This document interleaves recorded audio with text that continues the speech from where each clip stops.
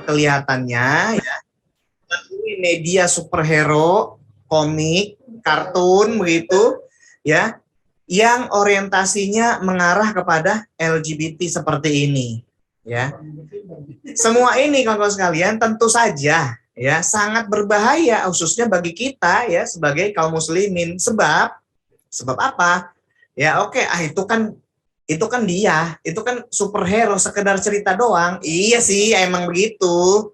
Ya, hanya saja kawan sekalian, dengan terus-terusan kita digempur oleh tema-tema, konten-konten dan materi-materi bermuatan LGBT seperti ini ya, khawatirnya nanti ya kan lama kelamaan akan terbentuk sikap ya, udah biarin aja gitu. Dengan kata lain ya, sensitivitas kita sebagai seorang muslim terhadap ya hal-hal yang berbau LGBT seperti ini itu menjadi tumpul. Ya, kita jadi seolah-olah akan memaklumi semua itu. Kita seolah-olah akan membiarkan semua itu kayak sesuatu itu udah biasa. Nah, kira-kira begitu. Ini adalah sesuatu yang sangat mengerikan sekali, kecenderungan yang sangat berbahaya bagi kita ya sebagai kaum muslimin. Nah, berikutnya nih kawan-kawan sekalian. Nah, nih. Oke, ini dia. Ya, pasti pada tahu lah ya kan, ini yang baju biru ya itu Superman, yang baju merah itu Shazam. Shazam ya. Yang ini ya tahu yang ini? Iya, yang ini orang pakai taksido. Ya, ini adalah alter egonya si Batman ya, dia Bruce Wayne.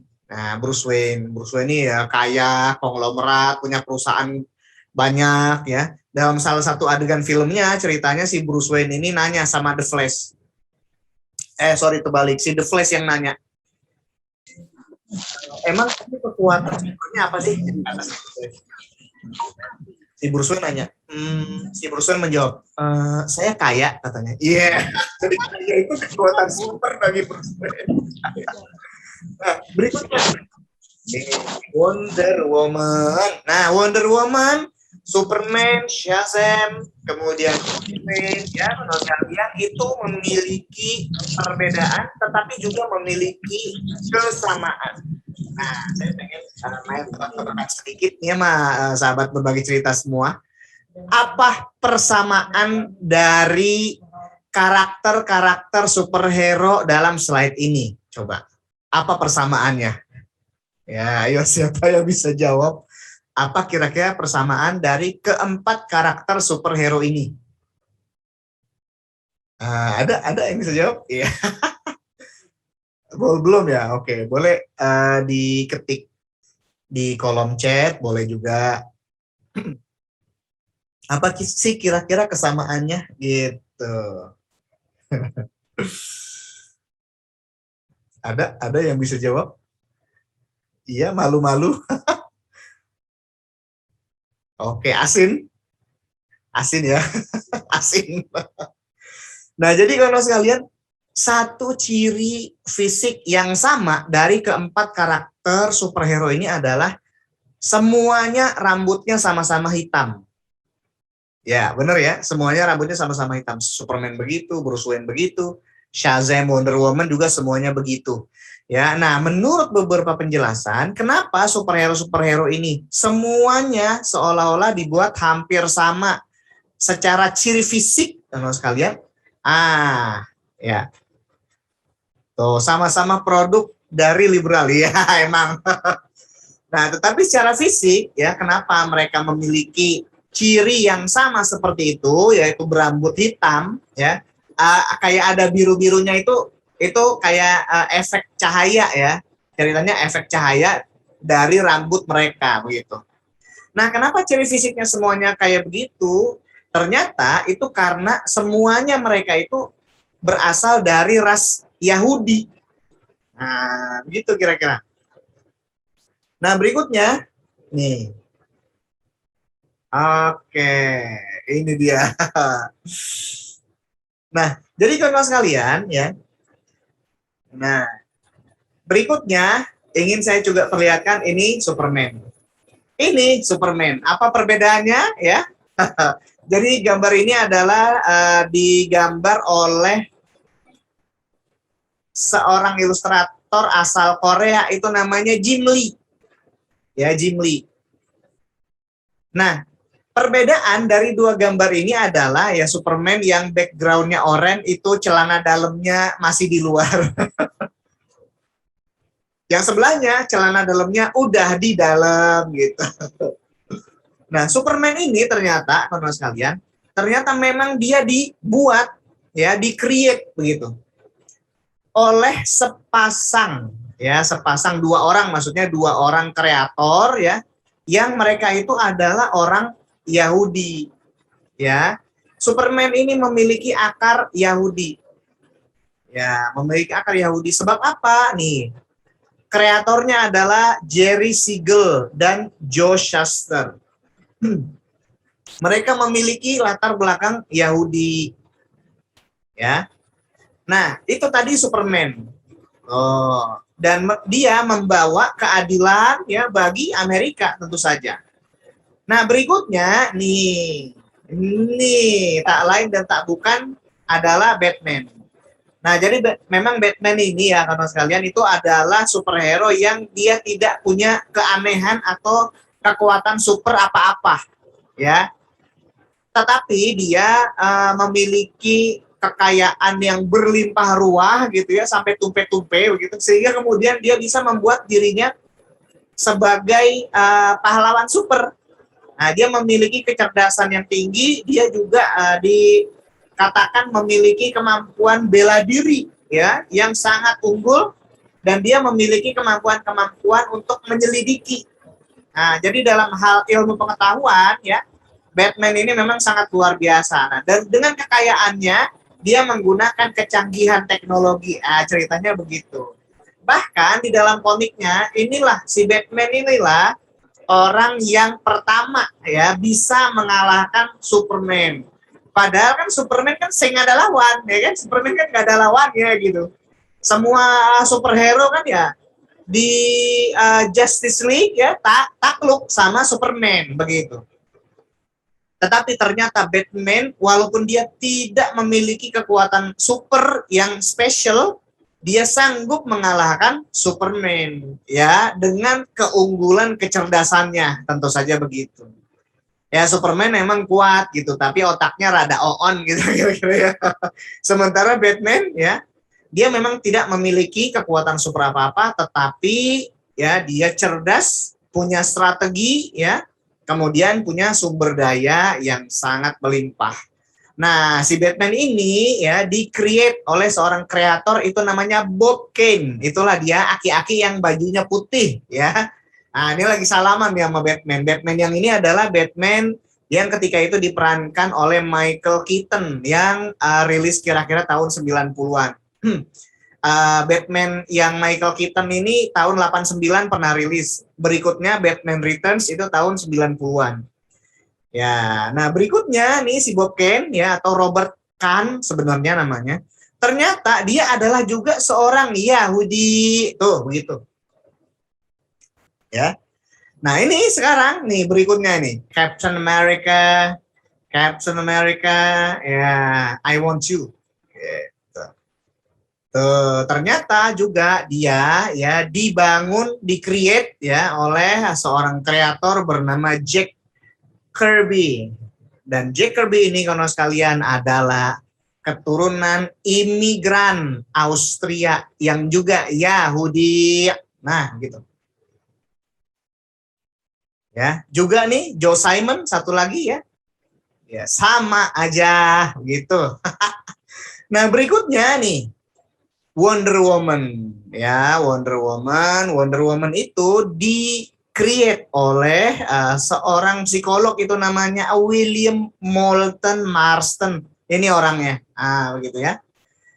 Nah, jadi memang ini agak-agak unik sedikit karena memang William Moulton Marston ini terinspirasi oleh feminisme begitu. Ketika dia meng-create Wonder Woman ya. Nah, jadi memang paham feminisme ini adalah paham yang mengunggulkan ya kaum wanita Gitu.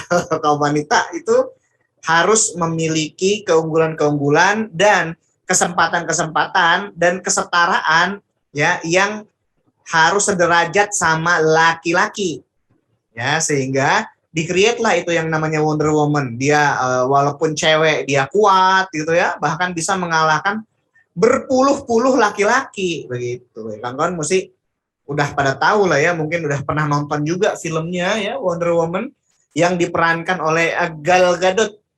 Gal Gadot ini orang Israel begitu ya. Nah, ini dia bapak moyangnya ya. Bapak moyangnya ini udah meninggal, namanya Stanley. Nah, Stanley ini ya juga seorang Yahudi begitu. Kok semua Yahudi begini ya?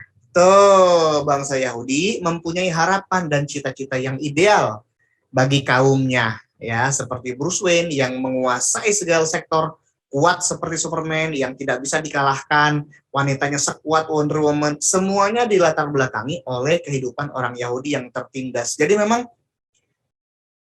ada semacam latar belakang historis dan pengalaman-pengalaman historis begitu kan sekalian yang mendasari di create-nya para superhero yang sekarang ini kita kenal ya.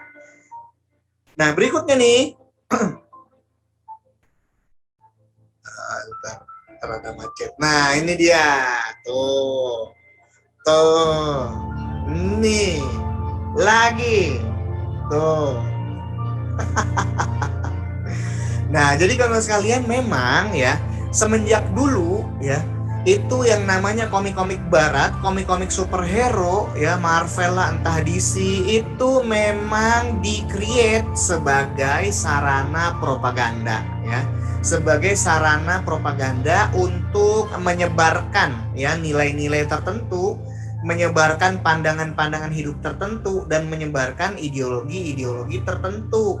Sehingga yang namanya komik ya superhero itu tidak bebas nilai dan kita memang harus betul-betul waspada dalam menghadapinya. Ya. Semenjak Perang Dunia II ya, karena memang yang namanya superhero dari barat ini memang berkembangnya pada periode ketika Perang Dunia sedang marak-maraknya ya, khususnya Perang Dunia Kedua. Ya.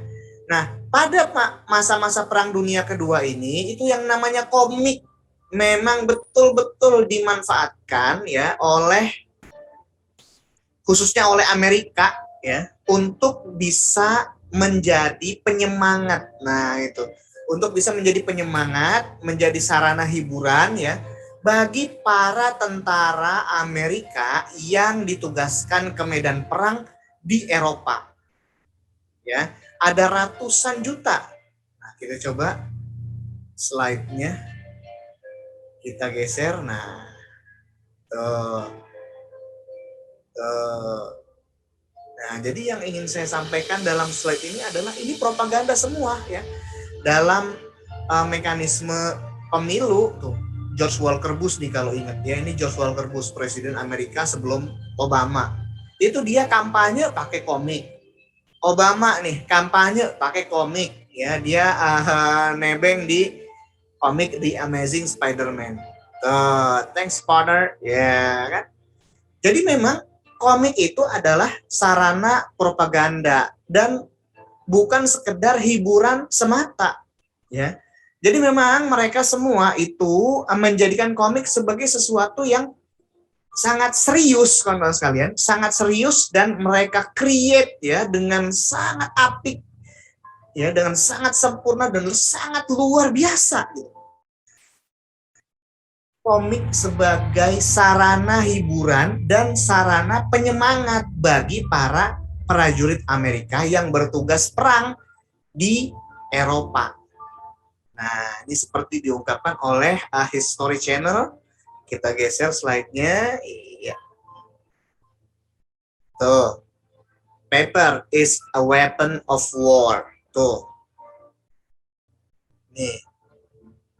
Jadi memang yang namanya komik ya itu menjadi sebuah sarana propaganda ya, terjual 122.951.031 buku selama Perang Dunia Kedua. Ini makan yang namanya bestseller namanya. Bestseller banget gitu komik ya. Sebab apa? Sebab memang digunakan sebagai sarana propaganda oleh militer Amerika. Tuh, tentara-tentara Amerika ya, itu salah satu bekal di dalam ranselnya ya untuk berperang itu salah satunya adalah komik. Jadi memang disediakan komik untuk masing-masing prajurit Amerika yang pergi berperang. Nah, jadi kalau misalnya ya kayak misalnya kita nih, kalau misalnya kita lihat prajurit-prajurit Muslim gitu ya, itu kan mesti membaca Al-Quran, mesti ada selalu Al-Quran dibawa-bawa ya. Kalau misalnya sedang dalam pertempuran, ya Al-Quran disimpan di ransel. Tapi kalau pertempuran sudah mereda, mereka baca Al-Quran gitu. Nah kalau tentara Amerika itu bacanya komik, ya. Nah ini lagi, tuh, nongkrong-nongkrong lagi nggak perang, mereka baca komik, tuh, ya. Hiburannya komik. Ya, jadi kalau kita Quran, kalau mereka komik, gitu. Tuh, ya pada baca komik, rajin baca komik ya. Nah berikutnya nih, komik Jepang. Tadi komik Barat ya, komik Amerika, sekarang komik Jepang. Ya komik Jepang sebenarnya ya mirip-mirip lah ya, mirip-mirip juga gitu. Banyak bahayanya juga ya. Doraemon misalnya ya jangan pikir ya itu kan cuma untuk anak-anak dan sebagainya ya. Ya tetapi karena memang komik ini dibuat oleh orang yang kafir bisa dibilang, ya sudah gaya hidup, pandangan hidup yang dia anut, ya dia masukkan juga ke dalam komiknya itu, gitu. Ya kayak misalnya sekali waktu si Nobita, ya kan, pakai pintu ajaib Doraemon, masuk ke pintu ajaib, nongolnya di kamar mandinya Shizuka, misalnya begitu.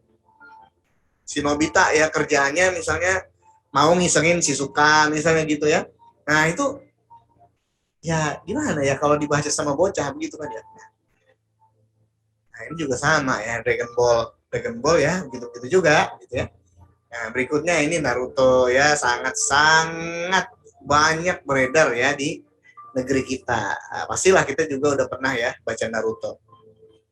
Ya tahu sendirilah Naruto kayak gimana sih. Nah, itu ada yang namanya Oiroke no Jutsu. Ya, Oiroke no Jutsu itu ya jutsu yang ya yang begitu itulah gitu ya. Yang itu bisa mengalihkan ya ninja yang lain sehingga membuat dia mudah untuk dikalahkan gara-gara Oiroke no Jutsu. Nah ini berikutnya ini juga sama-sama aja begitu ya. Banyak menampilkan karakter-karakter yang berpakaian minim ya, berpakaian seronok begitu. Ya bikin geleng-geleng kepala lah pokoknya gitu. Nah, berikutnya kawan sekalian, nah ini ternyata ada juga ya orang Islam yang mungkin ingin juga mengambil pasar Islam. Makanya ada juga nih komik The 99 itu yang bikin ini. Ya, Dr. Naif Al-Mutawa. Ya. Tuh, makanya kemudian bisa kita lihat kayak ada bernuansa Islaminya tuh, ya kan? Ada yang pakai kerudung kan?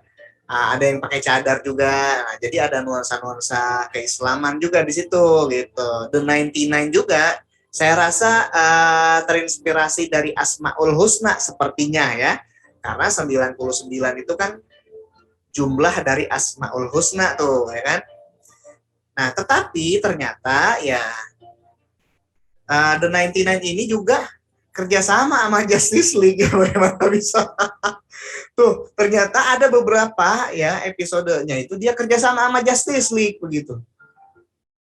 Nah, ada Superman di situ, ada Batman, ya, ada Green Lantern ya. Nah, jadi sebenarnya bukan berarti aman juga nih. Gitu. Tuh, ya bagaimana ini kalau misalnya begini gitu kan. Nah, jadi kawan-kawan sekalian, bisa dibilang dunia komik ya saat ini ya itu tidak sepi dengan propaganda, tidak sepi ya dengan berbagai hal yang membuat identitas Islami kita menjadi luntur ada banyak sekali bahaya yang diperlihatkan di dalam komik-komik yang saat ini beredar, di dalam peri kehidupan superhero yang saat ini beredar.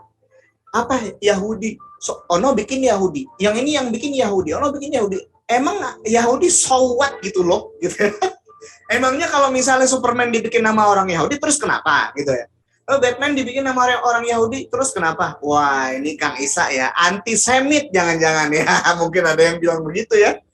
Apa-apa yang berbau Yahudi kagak boleh, misalnya begitu. Nah, bukan maksud Yahudi, jadinya aku mau musuh Yahudi. Enggak begitu juga, Pak sekalian ya. Jadi tidak otomatis seperti itu. Tetapi memang kita harus mewaspadai segala sesuatu yang dibuat oleh orang Yahudi. Sebab apa? Ya, sebab ada banyak sekali ayat ya di dalam Al-Qur'an yang memang berpesan pada kita supaya selalu waspada terhadap segala sesuatu yang dibuat, yang disodorkan, yang ditawarkan oleh orang-orang kafir. Dan Yahudi itu adalah kalangan kafir yang permusuhannya sangat besar terhadap kita kaum muslimin. Ya. Selain daripada itu, kan sekalian, apa-apa yang dibuat oleh orang Yahudi itu pasti akan disisipkan pandangan hidup dan nilai-nilai yang mereka yakini di dalam karya-karya yang mereka buat itu, di dalam superhero-superhero tadi, di dalam story-story yang ada di komik-komik itu. Ya, kita bisa lihat dari hal yang paling kelihatan aja, cara berpakaiannya kayak gimana itu superhero-superhero tadi. Nah, tentu kita bisa melihat cara berpakaiannya seronok, cara berpakaiannya ya minim.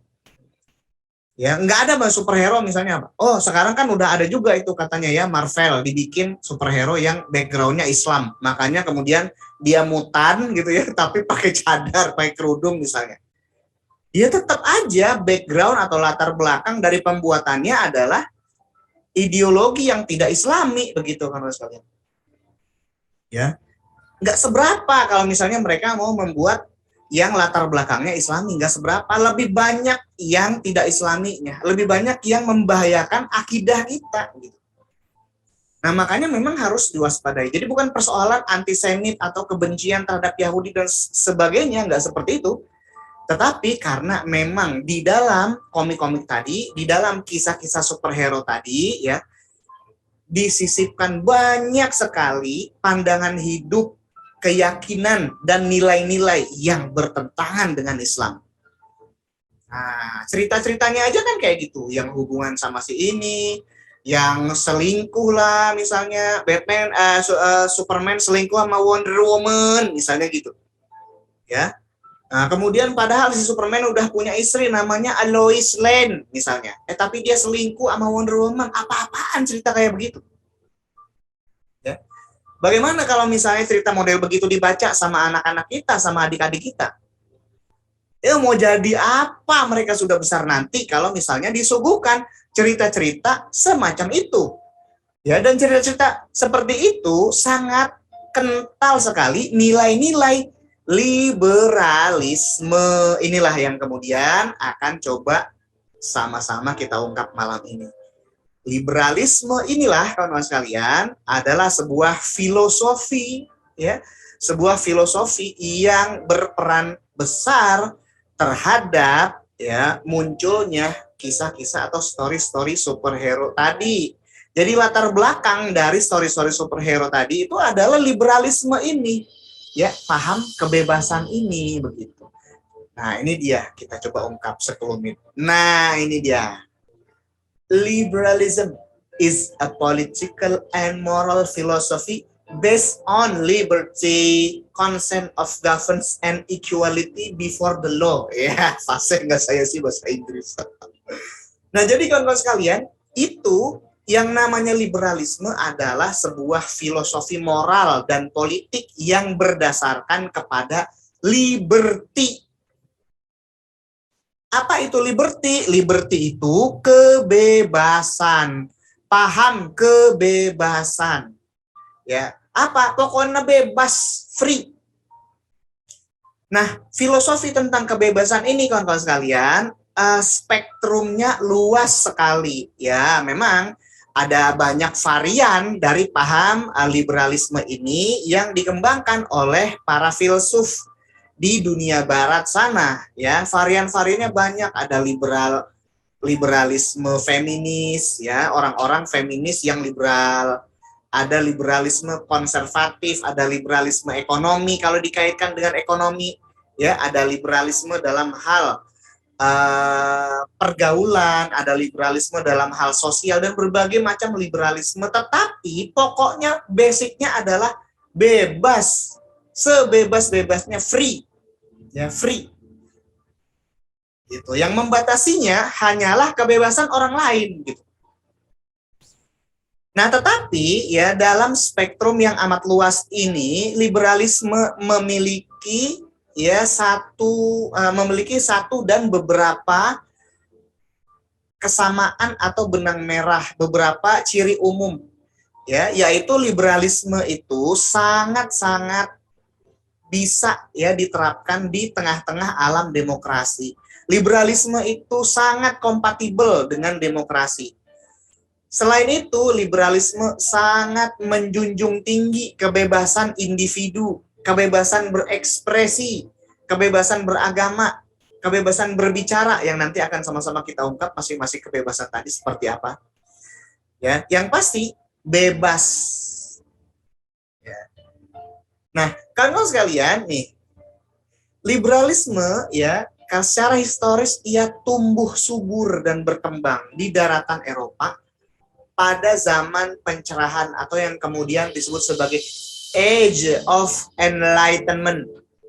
Ya, Age of Enlightenment atau zaman pencerahan ini terbentang pada abad ke-18 Masehi, yaitu tahun 1700-an. Ya. Nah, jadi memang latar belakang sosial dan latar belakang peradaban tempat berkembangnya liberalisme ini adalah di Eropa, yang mana pada abad-abad itu ya, pada awal abad modern, jadi tahun 1700-an itu adalah periode awal-awal abad modern. Ya.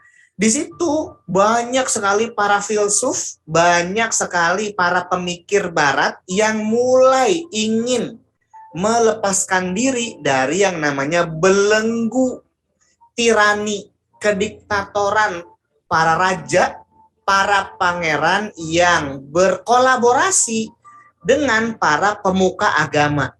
Ya, itulah dia para pendeta, ya, institusi gereja, institusi kepausan. Ya. Jadi dari dulu ya, semenjak abad pertengahan itu di Eropa itu kan ada banyak kerajaan. Nah, kerajaan-kerajaan itu ya Prancis lah misalnya dengan Raja Louis, ya. Kemudian Inggris lah dengan Raja Henry dan ratu-ratunya yang seperti Elizabeth misalnya, atau Ratu Mary, ya, Bloody Mary, makanya itu adalah salah satu ratu yang sangat kejam yang pernah berkuasa di Inggris. Ada juga ya kerajaan Belanda, kerajaan Austria, kerajaan Hungaria, pokoknya kerajaan monarki. Yang mana sama-sama kita ketahui bahwa sistem kerajaan itu ya memberikan keistimewaan, memberikan kekuasaan mutlak kepada para raja dan sanak familinya. Ya. Pokoknya yang namanya keturunan raja, keluarga raja, itu pokoknya adalah orang yang memang istimewa dan harus selalu dimuliakan. Nah, legitimasi para raja dan kerabat-kerabatnya ini disokong kuat ya oleh institusi keagamaan, yaitu kepausan, gereja.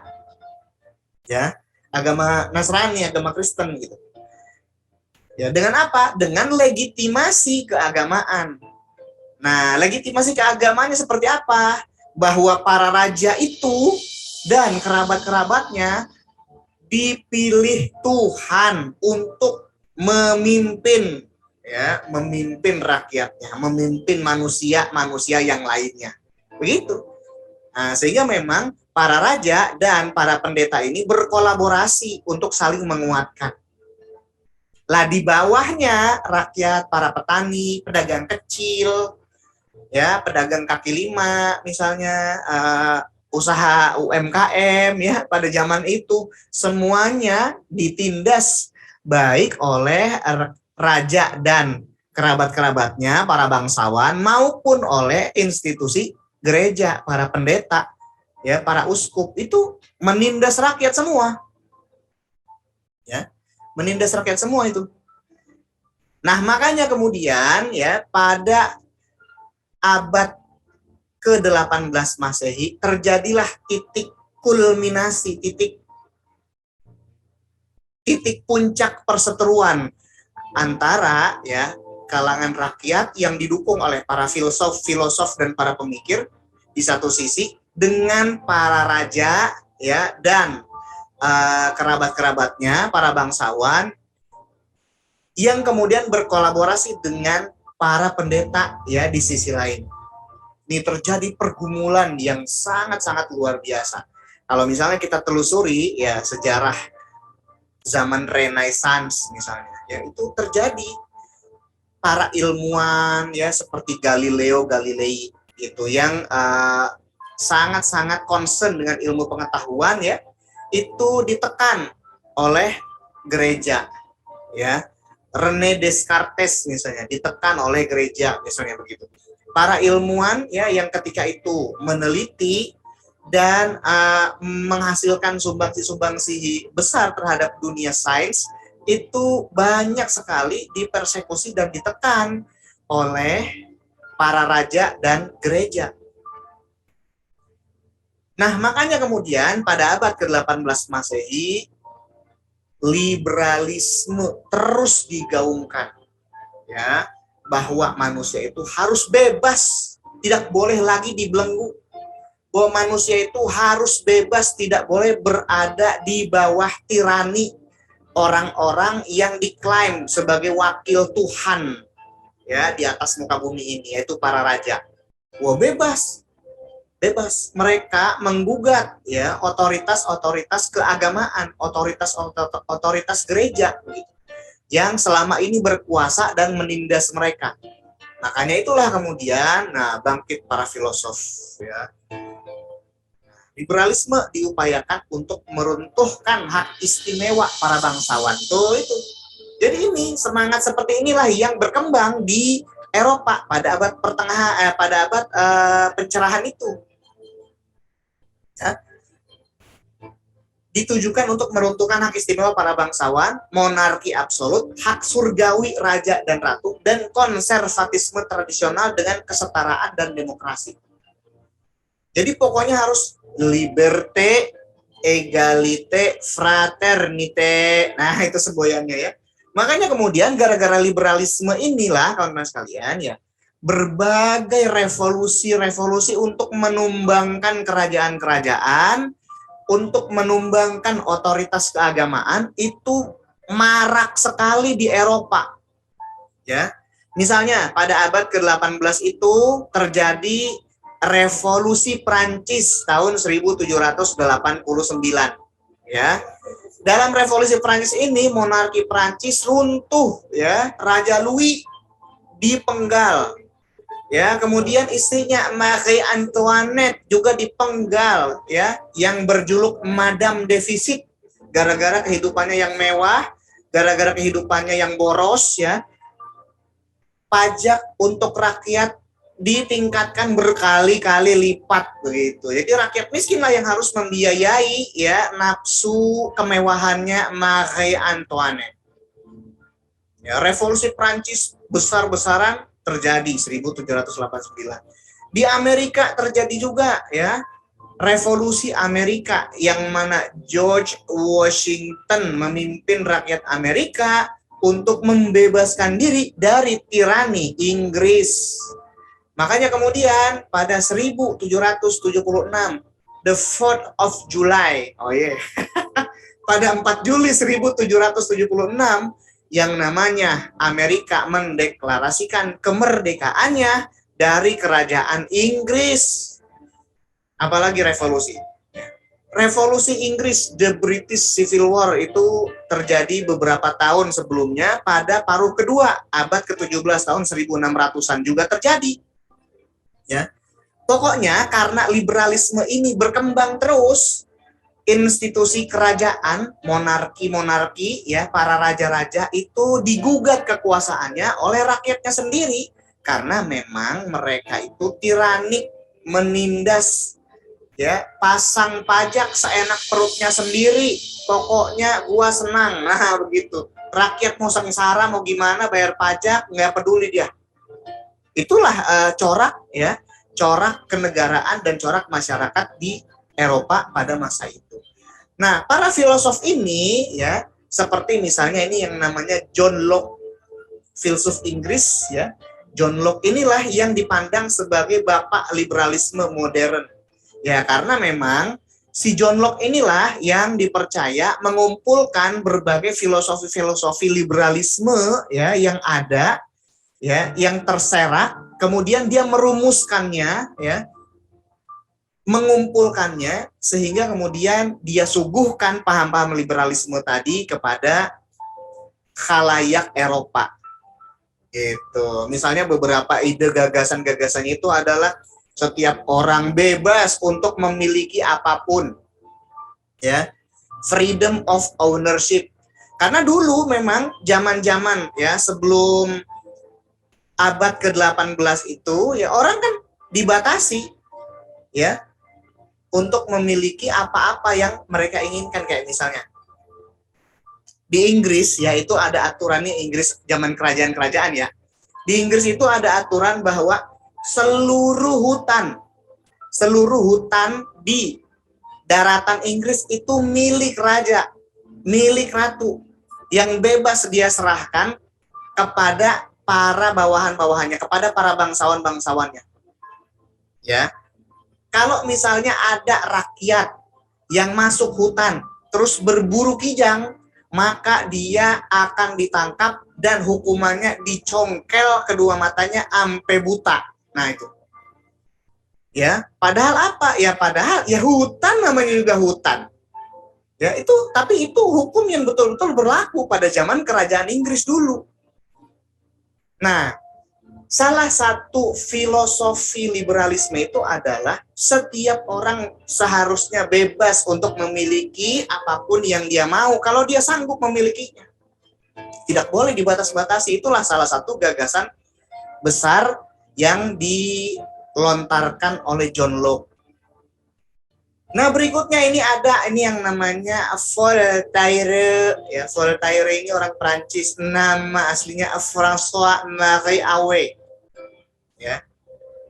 Jadi dia ini, kawan sekalian, adalah seorang penulis yang sangat produktif sekali, Voltaire ini, ya.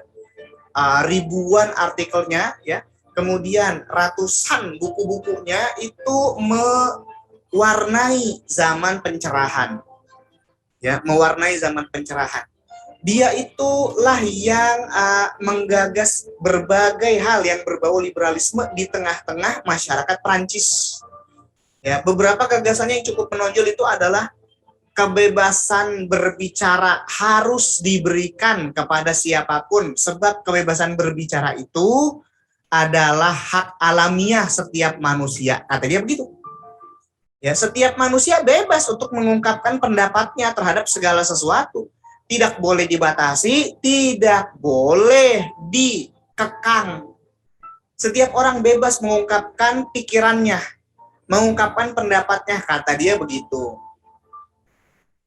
Karena dulu, ya, zaman-zaman kerajaan-kerajaan Prancis ngeritik raja dikit, ya kan, masuk penjara, ngeritik raja dikit dibui gitu, ngeritik raja dikit dihukum misalnya. Nah, makanya kemudian Voltaire menyatakan harus ada kebebasan berbicara, sebab kebebasan berbicara itu hak alamiah setiap manusia yang dia miliki semenjak dia bisa bicara. Ya. Nah, selain itu, yang namanya Voltaire ini juga melakukan berbagai kritik, ya, terhadap apa? Terhadap agama-agama yang ada. Ini agak-agak sebenarnya agak-agak nyebelin Voltaire ya. Ya. Bahkan bukan agak-agak nyebelin banget ya. Sebab dia menggelorakan sekularisme. Agama itu Tidak perlu. Agama itu hanya boleh dijadikan sebagai alat untuk mengatur hal-hal pribadi, hal-hal ritual. Udah, situ saja agama itu. Dia banyak mengkritik agama Kristen, ya. Dia banyak membuli, menjelek-jelekan agama Kristen. Ya. Selain itu, dia juga menjelek-jelekan agama Islam dan menghina Rasulullah Muhammad Sallallahu Alaihi Wasallam. Nih, jadi selain dia menulis artikel-artikel, menulis buku, dia juga nulis naskah drama, kan sekalian. Ya, dan salah satu naskah dramanya itu judulnya Le Fanatisme au Mahomet le Prophète, tragedi Faramin de Voltaire. Nah, gitu kali bacanya. Ya. Nah, uzubillah min zalik, ini adalah naskah dramanya dia yang dia rilis tahun 1736 dan isinya semuanya menghina Rasulullah Muhammad Shallallahu Alaihi Wasallam. Di dalamnya dia, ya, beberapa di antaranya dia menyatakan Nabi Muhammad itu adalah penipu, ya, impostor. Coba. Masa Nabi Muhammad disebut impostor, coba? Ya. Nauzubillah min zalik. Emang kurang ajar Voltaire ini. Selain itu, Nabi Muhammad Shallallahu Alaihi Wasallam disebut false prophet, nabi palsu. Selain itu, beliau juga disebut sebagai fanatik dan hipokrit. Ya. Nauzubillah min zalik. Dan ternyata ya dalam beberapa fase sejarah, ini yang namanya naskah dramanya dia pernah mau dipentaskan di Inggris. Ya, pertamanya di Paris dulu. Jelas-jelas ini mau menghina Rasulullah Shallallahu Alaihi Wasallam. Ya, nah Sultan Abdul Hamid II pasang badan untuk membela kehormatan Rasulullah Shallallahu Alaihi Wasallam. Ya, kalau misalnya ya dipentaskan itu drama karya naskahnya Voltaire tadi, ya, kami tidak akan tinggal diam. Ya, Perancis takut. Tapi kemudian ya pindah ini si kelompok yang mau mementaskan drama ya dari naskahnya Voltaire ini ke London. Nah, sampai lagi kabar ini kemudian ke telinga Sultan Abdul Hamid II. Diserukan oleh Sultan Abdul Hamid II, hentikan segala drama yang akan menghina Rasul kami. Orang Inggris kalau dalam sejarah disebutkan itu rada ngeleyet. Ngeleyet itu apa ya? Bahasa Sunda itu ya. Ngeleyet itu ngeyel ya. Ngeleyet itu ngeyel, nggak peduli gitu. Nah, apa dibilang orang Inggris? Kami menikmati liberalisme yang lebih sempurna daripada yang dinikmati orang Prancis. Begitu kata orang Inggris. Jadi kami akan tetap mementaskan drama ini. Kurang ajar. Diserukan lagi oleh Sultan Abdul Hamid II. Kalau dipentaskan juga, kata beliau, saya akan serukan jihad akbar, jihad semesta raya untuk membuat Inggris hilang dari peta dunia. Subhanallah. Ya, mendapat ancaman seperti itu, Inggris ngeper dan drama itu tidak pernah dipentaskan lagi, teman-teman. Ya, ada beberapa poin penting ya, setidaknya ada 2 poin penting yang ingin saya sampaikan. Yang pertama, dengan adanya kepemimpinan Islam ya, yaitu Khilafah Turki Utsmani pada saat itu, izzah Islam dan kaum muslimin ya, kemuliaan Rasulullah Shallallahu Alaihi Wasallam masih bisa dijaga, masih bisa dilindungi. Tetapi pada hari ini ya tidak ada yang bisa melindungi izzah Islam wal muslimin. Ya. Orang-orang yang menghina Rasulullah Shallallahu Alaihi Wasallam nongol terus-terusan muncul, terus-terusan berulang penghinaan terhadap Rasulullah Shallallahu Alaihi Wasallam. Ya, tidak ada yang bisa bertindak, tidak ada yang bisa memberikan ancaman besar seperti yang dulu pernah dilakukan oleh Sultan Abdul Hamid II. Ya, Sehingga akan terus berulang nih penghinaan-penghinaan terhadap Rasulullah Shallallahu Alaihi Wasallam. Padahal beliau adalah sosok yang paling dimuliakan ya di bumi dan di langit.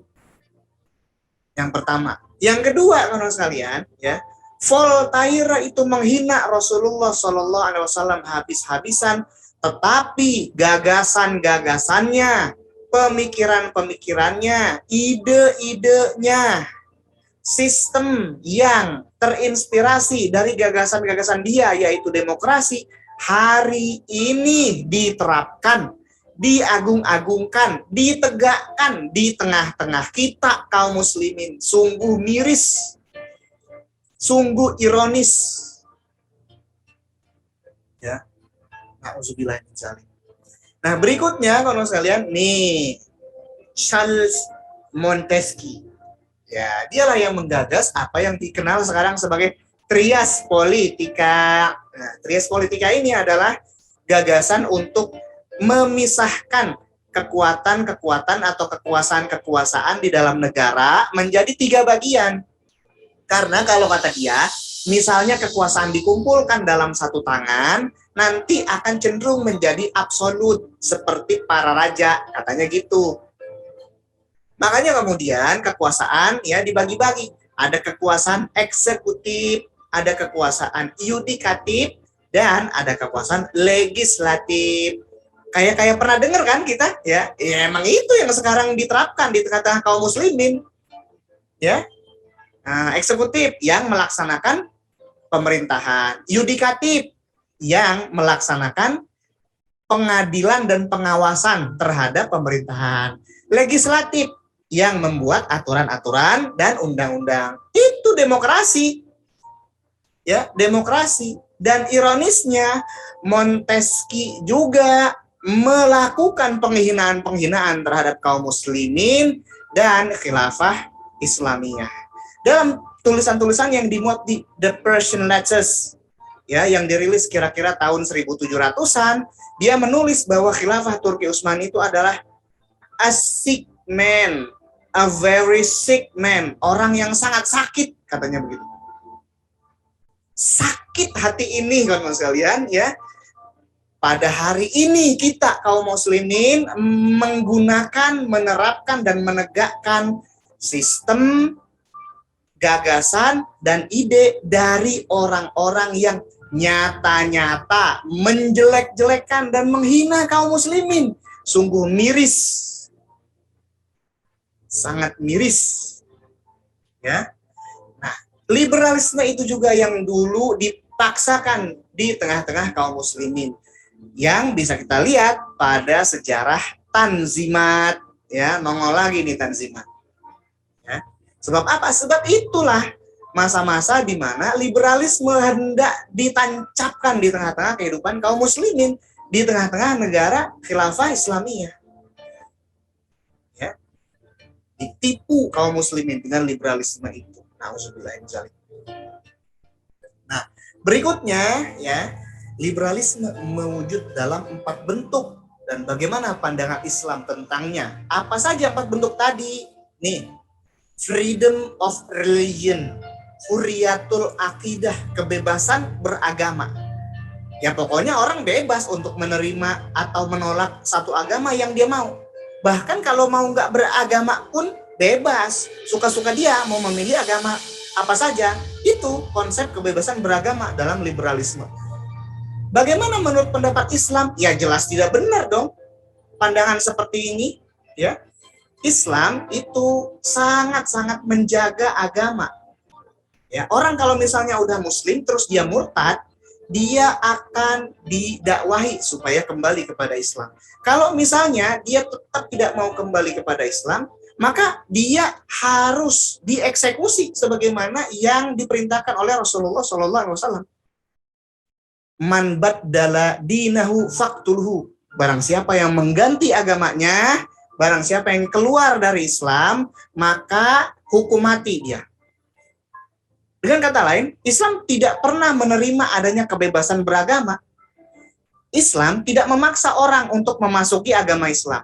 Tetapi setelah seseorang itu memasuki agama Islam, dia dilarang keluar. dilarang murtad. Makanya freedom of religion adalah sebuah gagasan yang sangat berbahaya. Berikutnya kawan-kawan sekalian, freedom of speech, kebebasan berbicara. Setiap orang bebas untuk berbicara apa saja sesuai dengan keinginannya, sesuai dengan isi kepalanya. Inilah gagasan yang dilontarkan Voltaire. Ya. Dan kebebasan berbicara ini betul-betul dipuja-puja, diagung-agungkan dalam alam liberalisme, dalam alam demokrasi. Bagaimana menurut pendapat Islam?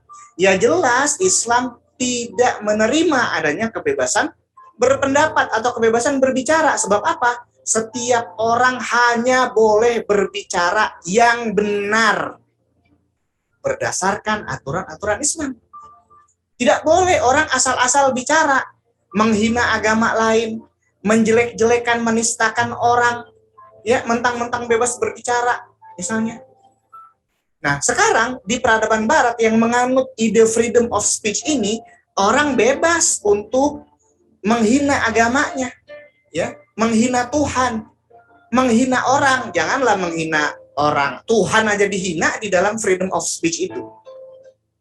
Nah, Islam sangat melarang orang untuk bicara seenak perutnya, nggak boleh. Bicara itu harus yang baik, yang benar, sebagaimana disabdakan oleh Rasulullah SAW.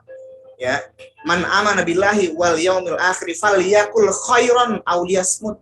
Barang siapa beriman kepada Allah dan hari akhir, maka hendaklah dia berbicara yang baik atau diam. Tidak ada kebebasan berbicara dalam Islam.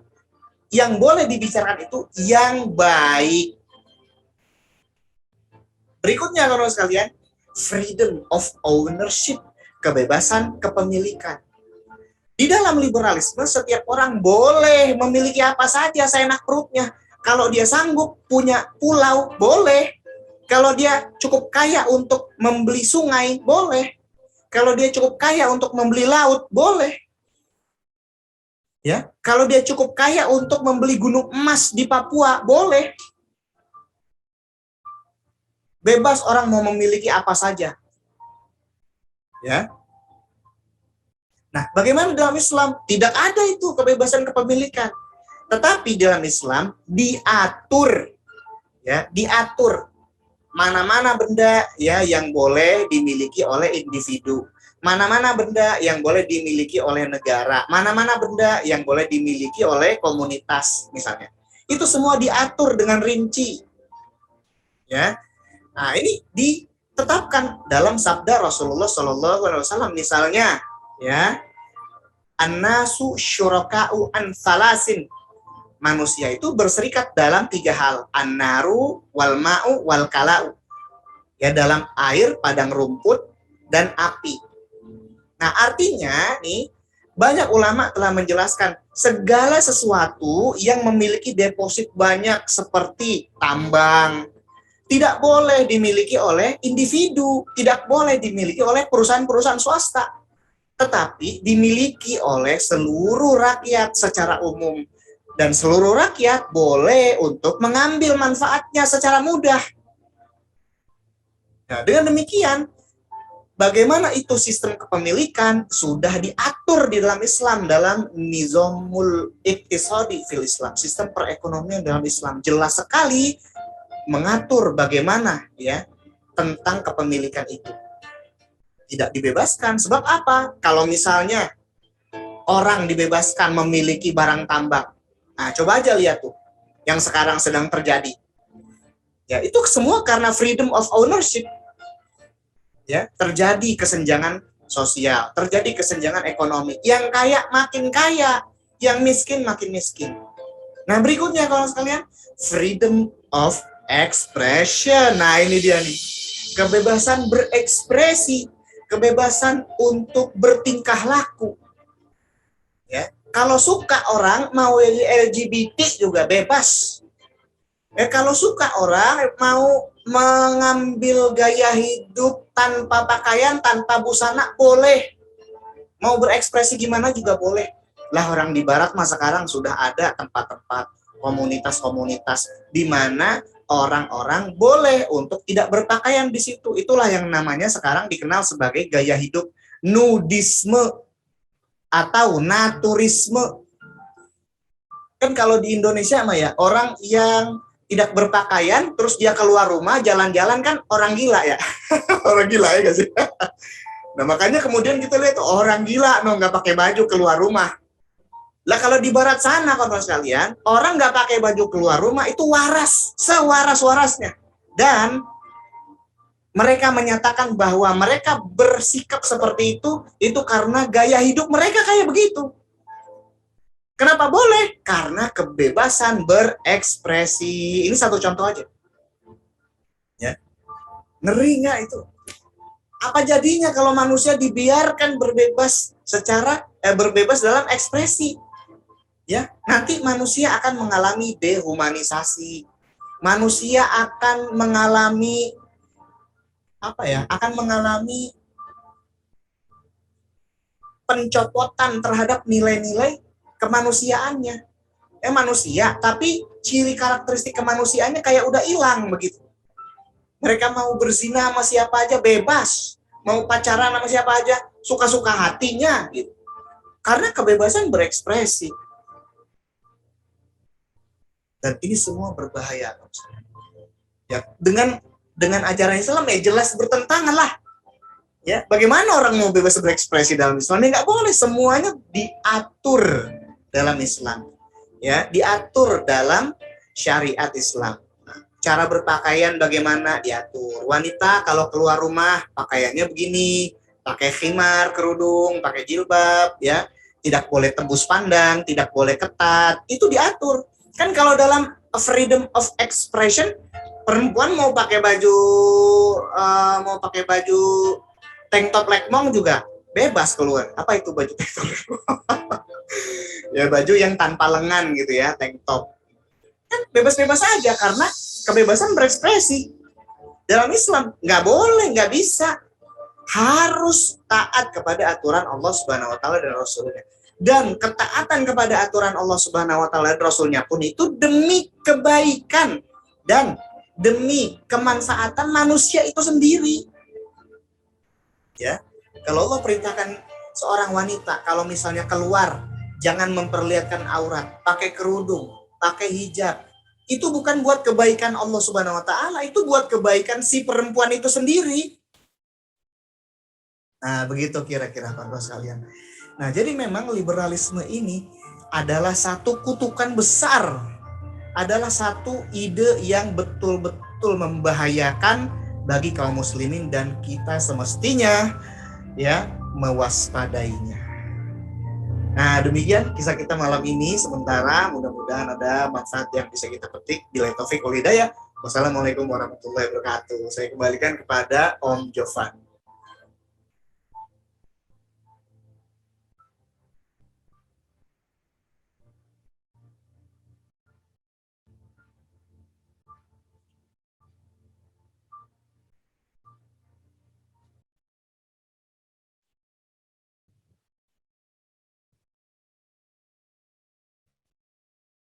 Masya Allah. Gimana teman-teman? Perasaannya setelah mendengar cerita yang sangat amat panjang. Saya pun nggak nyangka sampai sebegitunya gitu detailnya ya dari obrolan kita bersama cerita kita di malam hari ini ya tentang superhero liberal gitu ya, subhanallah. Bahkan sampai ke akar-akarnya teman-teman semua itu bisa mendengar gitu ya, mengetahui sampai ke akar-akarnya tentang liberalisme itu sendiri, subhanallah. Baik, subhanallah. Bagaimana perasaan teman-teman semua setelah mendengar cerita kita malam ini? Silahkan dong, silahkan di komen. Atau ada yang mau berdiskusi, silahkan sebelum saya persilahkan Kak Isa untuk memberikan sebuah closing statement. Sedih, Masya Allah. Sedih ya, subhanallah. Sedihnya di mana nih kamu Tia? Sedih ya, subhanallah. Ada lagi kawan-kawan?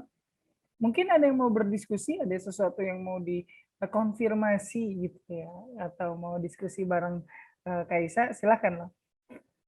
Kalau Kalau nggak ada, karena memang sudah mau jam 9 gitu ya, kawan-kawan semua, kita berikan kesempatan untuk Kaisa memberikan closing statement pada hari ini gitu ya. Baik, Kaisa, tafadhol maskura, Kaisa. Siap, terima kasih banyak Om Jovan. Alhamdulillah sahabat berbagi cerita semua. Mudah-mudahan hikmah yang besar bisa kita petik dari story kita malam ini ya, bahwa memang sekarang ini adalah zaman penuh fitnah ya, namanya ya akhir zaman begitu ya. Jadi memang fitnahnya memang sangat luar biasa gitu. Ya, gara-gara berbagai paham-paham yang sesat dan merusak seperti liberalisme itu ya, ada banyak sekali korban berjatuhan dari kalangan generasi muda Islam. Ya, ada berapa banyak misalnya sahabat-sahabat kita atau saudara-saudara kita misalnya yang hamil di luar nikah misalnya ya. Gara-gara apa? Gara-gara pergaulan bebas. Yang pergaulan bebas itu ya karena berkembangnya paham liberalisme atau kebebasan ini di tengah-tengah kita begitu. Ya. Secara sadar maupun tidak sadar ya, sudah banyak sekali generasi Islam yang tersesat, yang terpengaruh ya dari paham liberalisme ini. Makanya kemudian mereka, udah nggak usah terlalu fanatik amat sama agama, katanya gitu kan ya. Hidup masa muda mah harus enjoy, santai, bebas aja. Sok atau mau misalnya mau pacaran, dijalani saja. Gitu misalnya ya. Ini satu contoh mau saya angkat ya, pacaran. Pacaran juga adalah itu salah satu bentuk ya, salah satu bentuk dari penerapan liberalisme ini, gitu kan sekalian. Nah ini ada pertanyaan ya. Bagaimana dong Kak untuk kita bisa terbebas dari paham liberalisme? Nah ini penting sekali ya. Penting banget ini sahabat berbagi cerita ya. Bagaimana kita bisa membebaskan diri dari paham liberalisme? Ya.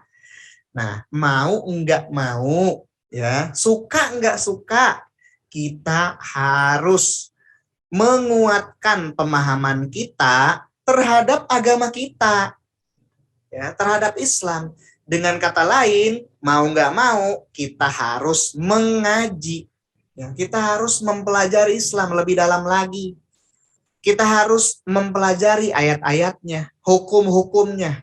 Harus mempelajari ya sunnah-sunnah Rasulullah Shallallahu Alaihi Wasallam supaya kita tahu mana-mana aja yang boleh, mana-mana aja yang nggak boleh. Nah, dengan mempelajari Islam, kita jadi tahu mana-mana aja yang dari peradaban Barat yang boleh kita ambil. Dan mana-mana saja yang dari peradaban Barat yang terlarang untuk kita ambil. Nah, kita bisa mengetahui hal itu hanya dengan mempelajari Islam. Ya. Nah, dengan kata lain, untuk membebaskan diri kita dari liberalisme sebagaimana yang sekarang sedang berkembang itu, tidak ada cara lain kecuali mempelajari Islam, mengkaji Islam. Ya, kita harus ngaji, ya, harus belajar, harus paham agama kita sehingga kita bisa mengcounter ya berbagai hal yang tidak baik yang ada di sekitar kita. Nah, yang pertama, yang kedua, ya, kita harus menguatkan ketaatan kepada Allah Subhanahu wa taala dan Rasul-Nya. Dengan cara apa? Dengan cara melakukan berbagai ibadah-ibadah yang telah diajarkan oleh Allah dan Rasul-Nya. Ada banyak sekali ibadah-ibadah sunnah-sunnah ya, nafilah-nafilah yang diajarkan oleh Rasulullah Shallallahu Alaihi Wasallam. Ada puasa sunnah, kita bisa ya mengamalkan puasa sunnah, begitu. Ada zikir-zikir ya yang diajarkan oleh Rasulullah dan para ulama, bisa kita amalkan. Zikir pagi dan petang misalnya, kita mengamalkan sholawat-sholawat misalnya ya, setiap pagi, setiap sore misalnya. Ketika malam menjelang tidur misalnya, boleh kita amalkan ya. Dengan doa misalnya ya, dengan amalan-amalan sunnah dan nafilah-nafilah lainnya, itu insya Allah akan menguatkan kita ya akan membuat kita kokoh di hadapan liberalisme yang sekarang merajalela. Nah, yang kedua, yang ketiga ya, kita harus juga mengajak. Nah, harus juga mengajak teman-teman kita yang lain, saudara-saudara kita yang lain untuk juga ya mengamalkan ajaran Islam, untuk juga mempelajari Islam begitu. Ya, karena memang Islam itu tidak mau kita hanya soleh-soleh sendirian ya, tetapi kita harus soleh dan mensolehkan orang gitu kira-kira ya. Nah, jadi 3 poin ini kalau sekalian, insya Allah akan bisa melindungi kita dari kutukan liberalisme. Nah, demikian Allah alam. Kembalikan kepada Om Jovan. Masya Allah, subhanallah. Baik, sebentar. Ini kok gambar saya nggak ada. Baik, terima kasih Kak Isa. Masya Allah, subhanallah. Hari ini kita banyak banget mendapatkan pencerahan ya dari cerita ini ya, subhanallah. Dan juga ada kunci-kunci agar kita tidak terjerumus di paham liberalisme tadi yang jelas-jelas sangat berlawanan atau bertentangan, bahkan pendiri liberalismenya sendiri itu adalah seorang penghina Rasul gitu ya, subhanallah ya teman-teman semua ya.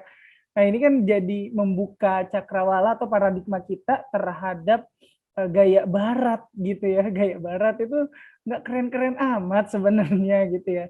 Cuman memang ada yang boleh kita ambil, ada yang nggak boleh. Tadi Kaisa juga udah ngasih tahu nih teman-teman semua, sesuatu yang boleh kita ambil itu seperti apa dan sesuatu yang nggak boleh kita ambil dari ide Barat itu yang apa gitu ya. Dan itu semua bisa kita ungkap, bisa kita dapatkan kalau kita serius untuk ngaji teman-teman semua. Ya sama-sama yuk kita semangat saling mengingatkan teman-teman semua, khususnya teman-teman berbagi cerita yang ada di grup, itu saling mengingatkan untuk kita bisa sama-sama mengkaji Islam agar kita kuat, tidak tergoyahkan dari godaan-godaan liberalisme yang terkutuk. Gitu kurang lebih ya teman-teman semua ya. Terima kasih teman-teman semua sudah bergabung di berbagi cerita malam ini. Insya Allah kita akan ada acara lagi, mungkin acaranya bisa lebih bisa kita atur ke Telegram mungkin ya, agar teman-teman yang lain juga bisa menyimak dan mengikuti kegiatan kita, cerita-cerita yang akan kita sampaikan atau kita berbagi kepada teman-teman semua gitu ya. Atau teman-teman juga ada yang mau berbagi cerita bersama kita juga silahkan, tinggal japri saja gitu ya adminnya ya. Insya Allah kita akan siapkan waktunya dan kita sama-sama berdiskusi cerita apa yang bisa kita angkat dan cerita apa yang bisa kita ambil sebuah pelajaran di dalamnya. Baik, terima kasih teman-teman semua. Semoga pertemuan singkat ini bisa menambah manfaat dan menambah kebaikan untuk kita semua, khususnya bagi teman-teman yang menginginkan upgrade keilmuannya meskipun hanya 1% gitu. Kita mah nggak bisa banyak-banyak deh ngasih ilmu deh. 1% aja udah cukup kok. Ilmu itu datang dari Allah Subhanahu wa taala. Yang kurang dari kami maka mohon dimaafkan gitu ya teman-teman semua atas segala kekurangan yang kami sajikan, dan jika ada yang benar itu murni dari Allah Subhanahu wa taala. Mari sama-sama kita tutup pertemuan kita malam ini dengan lafaz hamdalah, istighfar dan doa kafaratul majelis. Alhamdulillahirabbil alamin, astagfirullahalazim, subhanakallahumma wa bihamdika, asyhadu alla ilaha illa anta, astaghfiruka wa atubu ilaik. Billahi taufiq wal hidayah. Assalamualaikum warahmatullahi wabarakatuh.